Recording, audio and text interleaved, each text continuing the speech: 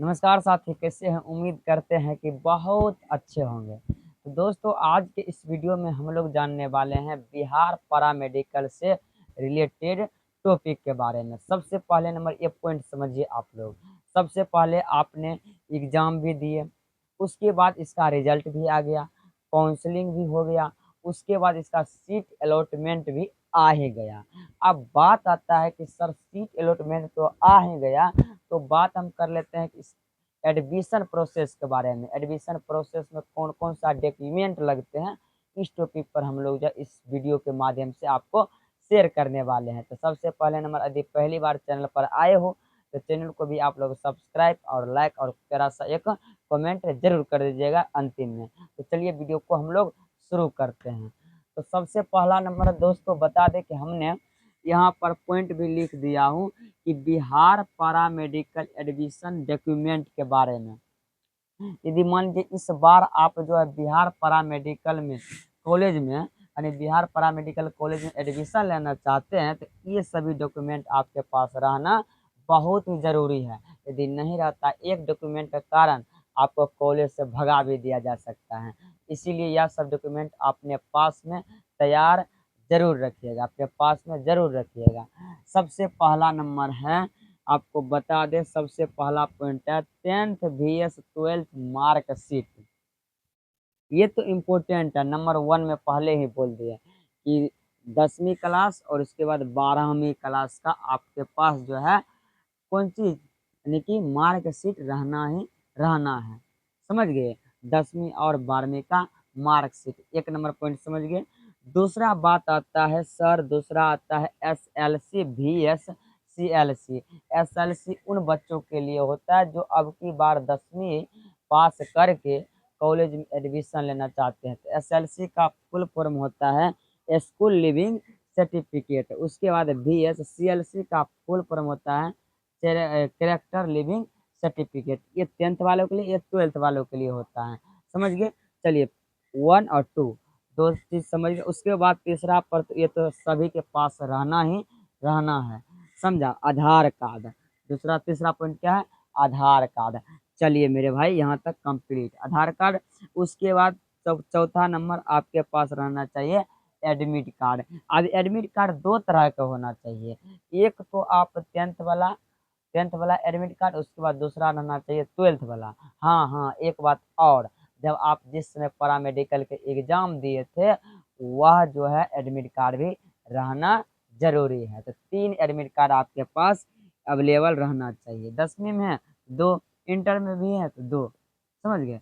10वीं में है तो मान लीजिए 10वीं वाला एक एडमिट कार्ड रहेगा, और दूसरा नंबर यदि मान लीजिए पैरामेडिकल का एग्जाम दिए तो पैरामेडिकल का भी एडमिट कार्ड रहेगा, तो दो हो गया। समझे? चलिए, यहाँ तक कंप्लीट है सर, एडमिट कार्ड समझ गया। अब आगे बताइए, ठीक है, बताते जाता हूँ। यहाँ तक कंप्लीट ना? यस सर, गर्दा उड़ा देंगे। चलिए, पांचवा नंबर है सीट अलॉटमेंट के बारे में। पांचवा क्या है? Seat allotment letter. यदि मान लीजिए आप जब सीट में अलॉटमेंट आया है, फर्स्ट सीट अलॉटमेंट, उसको अच्छा तरीका से डाउनलोड करके कॉपी करके निकाल लेना है, प्रिंटेड कर लेना है, और वह भी इसके साथ डॉक्यूमेंट में लगा देना है। तो समझ गए सीट अलॉटमेंट के बारे में। सीट अलॉटमेंट लेटर रहना चाहिए। और छठा नंबर है हेल्थ सर्टिफिकेट। अब हेल्थ सर्टिफिकेट क्या होता है? जिसको हम लोग बोलते हैं मेडिकल सर्टिफिकेट। समझ गए? Medical certificate. आप बोलिएगा सर मेडिकल सर्टिफिकेट कहाँ बनाए? तो आपके आस पड़ोस में, आपके ज़िला में जो है सदर अस्पताल होंगे, वहाँ से आप जाइए चेकअप करा के, और चेकअप करा के आप मेडिकल सर्टिफिकेट बना सकते हैं। यहाँ तक कंप्लीट हेल्थ सर्टिफिकेट तक जो है कंप्लीट हो गया। सर अब बताइए आपका क्या लगेगा? तो अब लगेगा फोटो 6 से 8 पीस।